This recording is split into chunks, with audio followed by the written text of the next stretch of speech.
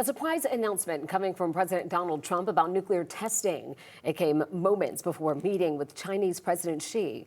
The pair met face to face in South Korea in an attempt to wind down a trade war. NBC's Monica Alba has more from Washington. Returning home, President Trump calling his Asia trip a big success that culminated with his high-stakes meeting with Chinese President Xi Jinping. So on the scale of from 0 to 10, with 10 being the best, I would say the meeting was a 12. But just before the meeting, the president ordered the Pentagon to immediately start testing nuclear weapons for the first time in 30 years. He said to be on an equal basis with China and Russia, but later saying it had nothing to do with China. That announcement, though, didn't seem to affect the talks. The president saying the two sides agreed on a number of trade issues, but did not sign anything formal. We have a deal. Now, every year we'll renegotiate the deal.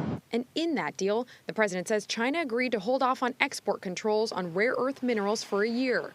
They're used in everything from electronics to car seats. China dominates the global supply. Another tense topic, fentanyl. Trump says Xi agreed to do more to stop the flow of chemicals used to make the drug from coming into the U.S.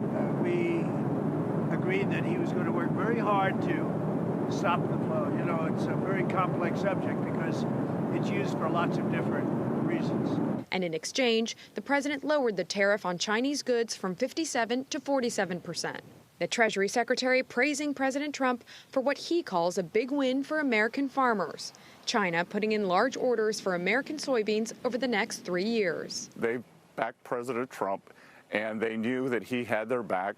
Democrats say not so fast. China is still buying fewer soybeans this year from the U.S. than before China's trade war. How is that a win for soybean farmers?